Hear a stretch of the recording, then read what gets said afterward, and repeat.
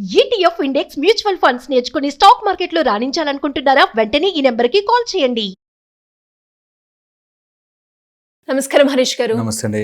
Sir, 30 years ఏజ్లో ఉన్న వాళ్ళు ఎవరైనా కూడా ఫైనాన్షియల్గా సెటిల్ అవ్వాలి అనుకుంటే వాళ్ళు ఎలాంటి అసెట్స్ని బిల్డ్ చేసుకోవాలి?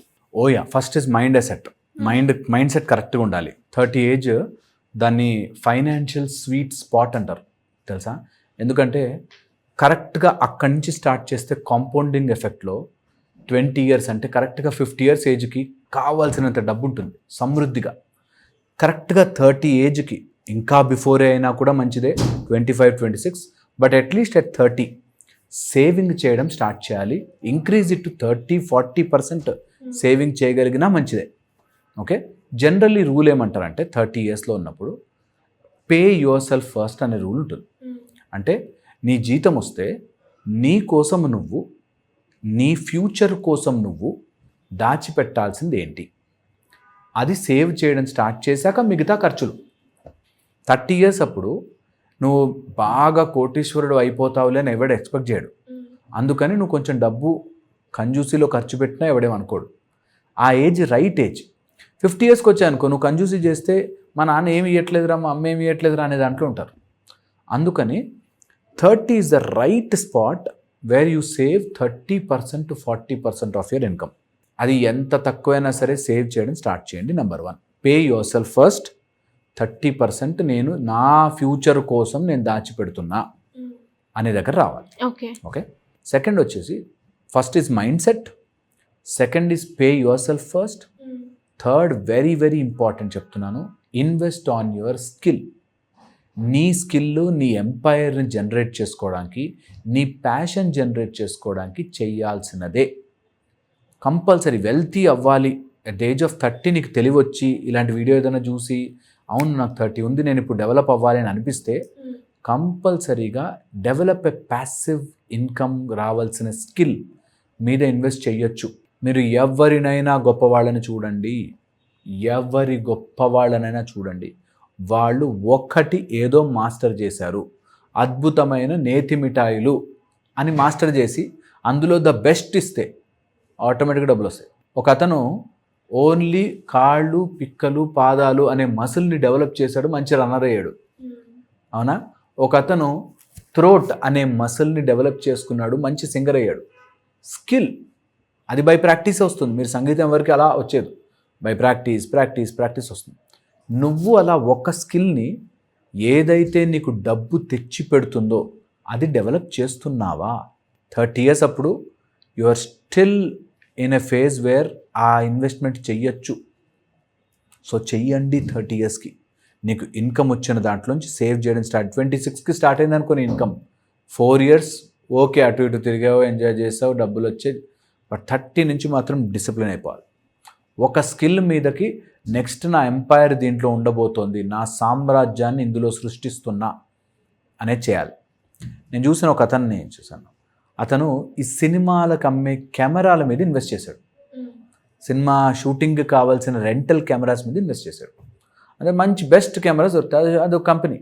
ఓకే, సో పాయింట్ ఈజ్ నువ్వు నీకు నచ్చిన ఫీల్డ్, సినిమాలు తీయడం బిగ్ ఫీల్డ్, గొప్ప గొప్ప వాళ్ళని కలుస్తాము, పెద్ద పెద్ద హీరోల వాటిని కలుస్తాము.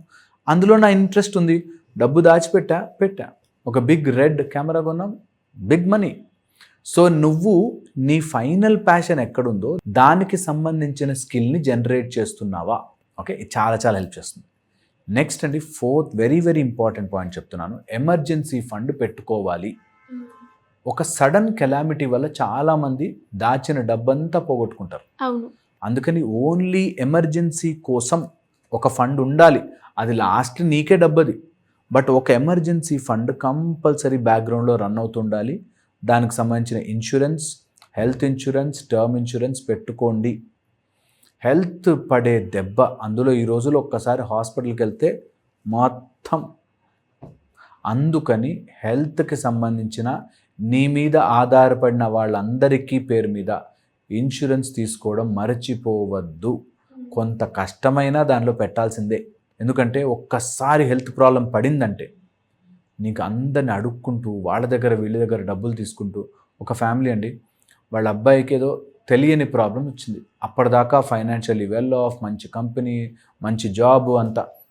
ఆ హెల్త్ ఇన్సూరెన్స్లో ఏదో ప్రాబ్లం అయింది, తీసుకున్నారు కానీ అది కావాల్సినంత సరిపోలే.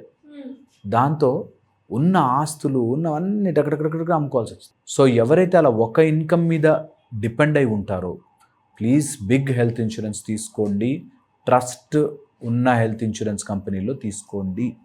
ఇది చాలా ఇంపార్టెంట్. ఓకే, 30 years ఉన్నప్పుడే అది స్టార్ట్ చేస్తే నీకు ప్రీమియం చాలా తక్కువ ఉంటుంది. చాలా తక్కువ ప్రీమియం ఈజీగా ఉంటుంది. నాకే హెల్త్ ప్రాబ్లం లేదు కదా అని ఆగద్దు. ఓకే, చాలా ఇంపార్టెంట్.